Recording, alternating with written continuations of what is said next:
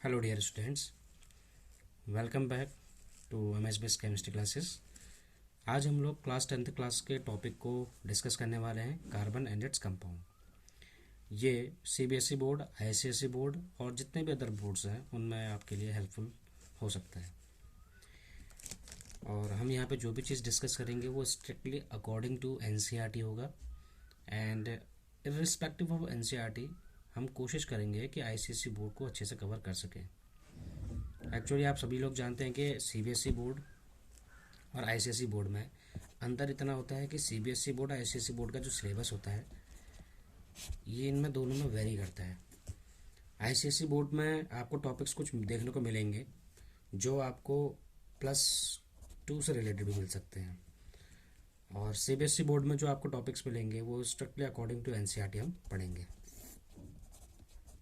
तो चलिए हम स्टार्ट करते हैं अपना carbon and it's compounds.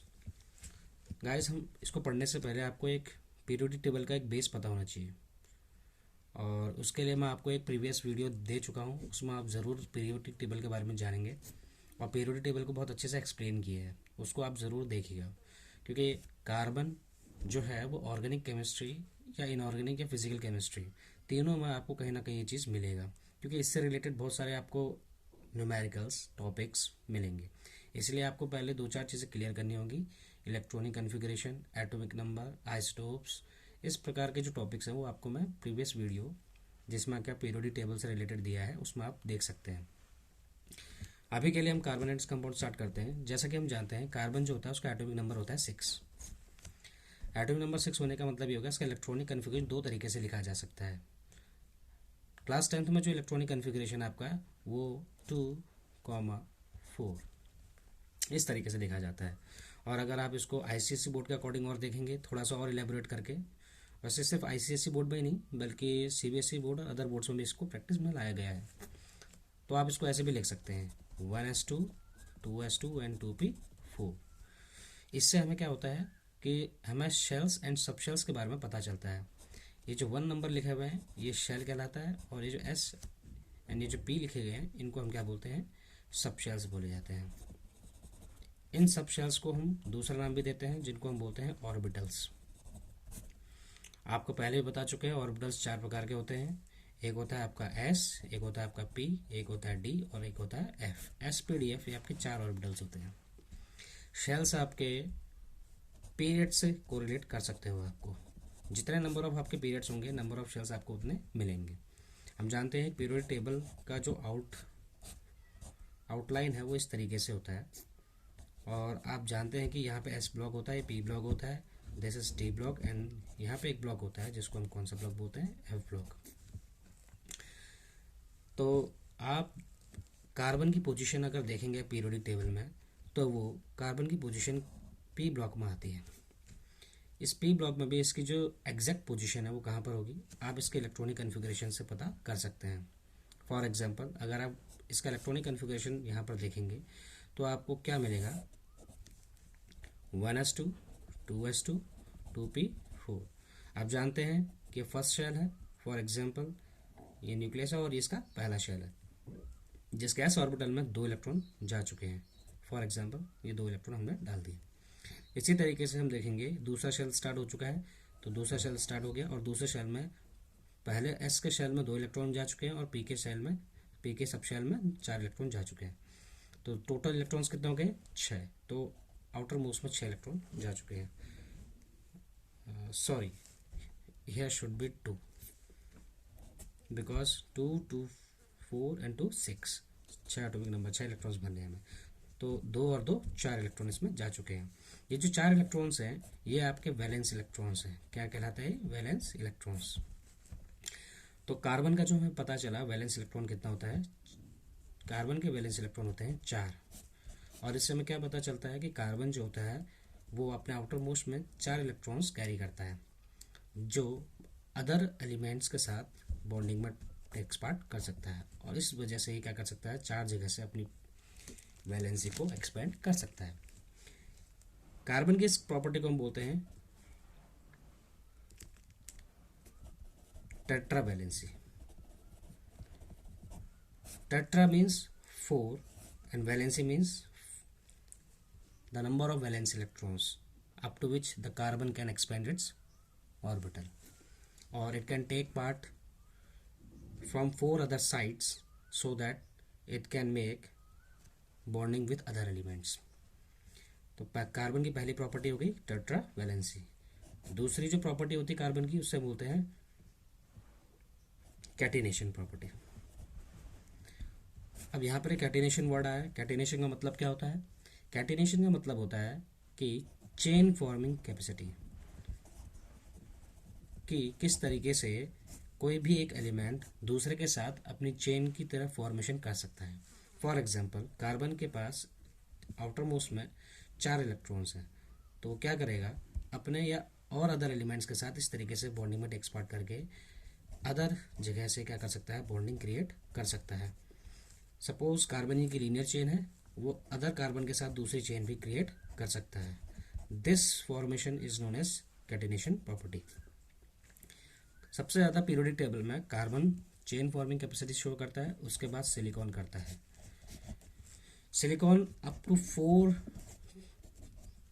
Elements तक अपनी चेन फॉर्मिंग कैपेसिटी शो कर सकता है, उसके बाद इसकी जो इंटेंसिटी होती है वो धीरे धीरे कम होने लगती है।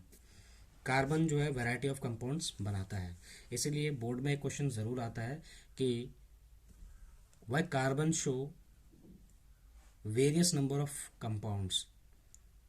इसका रीज़न ये है कि कार्बन की जो कैटिनेशन प्रॉपर्टी है, जो इसकी टेट्रा वैलेंसी है, इसकी वजह से क्या करता है, चेन फॉर्मिंग कैपेसिटी शो करता है। इसके अलावा अगर आपको और समझाया जाए इसके आगे, तो आप ये जानेंगे कि एक क्वेश्चन बहुत फेमस है सीबीएसई बोर्ड वालों का कि why carbon shows various number of organic compounds.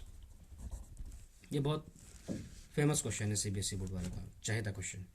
तो इसके लिए जो रीज़न दे सकते हैं हम लोग, पहला रीज़न क्या है आपका, टेट्रा वैलेंसी। दूसरा रीज़न जो है उसका क्या है, ये आपका अभी आपने पढ़ा है कैटिनेशन प्रॉपर्टी। इन 2 प्रॉपर्टी के अतिरिक्त तीसरी प्रॉपर्टी होती है जिसको हम बोलते हैं multiple bond forming capacity, multiple bond formation. Multiple bond formation का मतलब यहाँ पर क्या है, आप जानते हैं मल्टीपल बॉन्ड का मतलब होता है, वैसे हमने देखा है कि बॉन्ड्स अलग प्रकार के होते हैं, single bond, double bond and triple bond. Nature में 3 प्रकार के बॉन्ड एग्जिस्ट करते हैं। सिंगल बॉन्ड जो होते हैं कार्बन और कार्बन अपने साथ बनाता है और अदर एलिमेंट्स के साथ भी बनाता है। For example other element is x. Here x doesn't denotes the halogen atom. यहाँ पर एक्स को हम लोग ले लेते हैं अदर एलिमेंट, अदर एलिमेंट्स।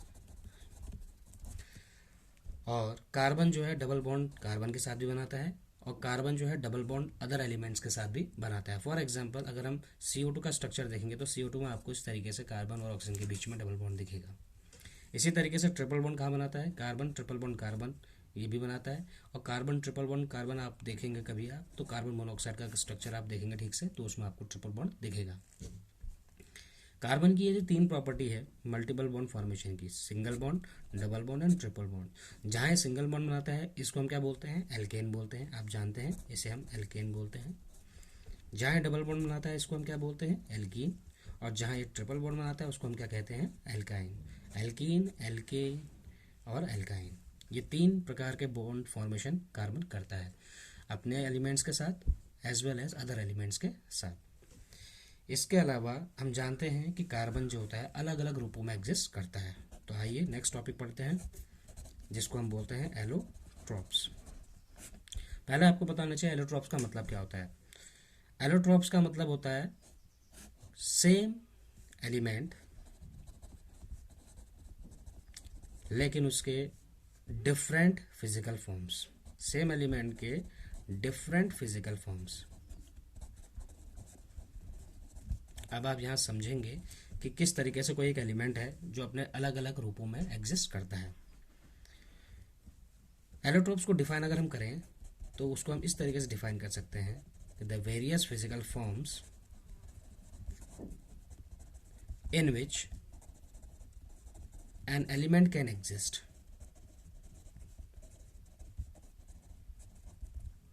इसका मतलब वो अलग अलग भौतिक अवस्थाएं जिसमें कि एक एलिमेंट, एक तत्व एग्जिस्ट करता है, फॉर एग्जाम्पल कार्बन की अगर हम बात करते हैं तो कार्बन 3 रूपों में एग्जिस्ट करता है, और मुझे जहाँ तक लगता है आपने इसके बारे में सुना होगा। पहला है graphite. Day to day life activities में आपका इससे कोई रिलेट अगर कर सकते हो तो आप इसको एग्जांपल मुझे बताएं, फिर मैं आपको इसका एक्सप्लेनेशन दूंगा। दूसरा होता है डायमंड, और तीसरा होता है आपका जो इन दोनों के बीच का होता है, जिनकी प्रॉपर्टी इन दोनों के मध्य की होती है, जिसको हम बोलते हैं buckminsterfullerene. Graphite, diamond and buckminsterfullerene, इन तीनों को मैं प्रॉपर्टीज जो होती है वो सिमिलर कौन सी होती है ये भी आप देखेंगे।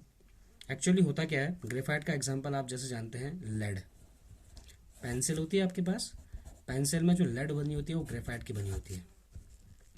इसी तरीके से डायमंड आप जानते हैं, it is the hardest substance, हमारे अर्थ में पाया जाने वाला हार्डेस्ट सब्सटेंस कौन सा है, डायमंड है। और बकमिंस्टर फुलरीन जो होता है इसके बारे में अभी हम आपको डिटेल्स में बताएंगे। एक्चुअली एलोट्रोप्स में जो सबसे मेन प्रॉपर्टी होती है समझने वाली वो ये कि इनकी जो केमिकल प्रॉपर्टीज़ होती हैं, इनकी जो केमिकल प्रॉपर्टीज़ होती हैं, ये केमिकल प्रॉपर्टीज़ सिमिलर होती हैं, लेकिन इनकी जो फिज़िकल प्रॉपर्टीज़ होती हैं, ये फिज़िकल प्रॉपर्टीज़ कैसी होती हैं, इनकी डिफरेंट होती हैं। तो ये सबसे इम्पोर्टेंट टॉपिक है जो कि एग्ज़ाम में कई बार पूछा गया है एलोट्रोप्स से रिलेटेड। इसमें आपको ग्रेफाइट से रिलेटेड क्वेश्चंस मिलेगा, आपको बकमिंस्टर फुलरीन से रिलेटेड क्वेश्चन मिलेगा, आपको इन तीनों में से किसी दो के बीच में डिफरेंस करने को मिल सकता है। मोस्ट प्रोबेबली देखा गया है कि आपका ग्रेफाइट एंड डायमंड के बीच में डिफरेंस करने को आता है। तो इसके बारे में, इन तीनों एलोट्रोप्स के बारे में डिटेल में डिस्कशन आपको नेक्स्ट लेक्चर में समझाएंगे। टिल देन आप इसको प्रिपेयर कीजिए, अच्छे से रिवाइज कीजिए, और अगर आपको कहीं डाउट है तो आप इसको कमेंट सेक्शन में मुझसे पूछिए, मैं आपके डाउट्स क्लियर करूँगा। Thank you.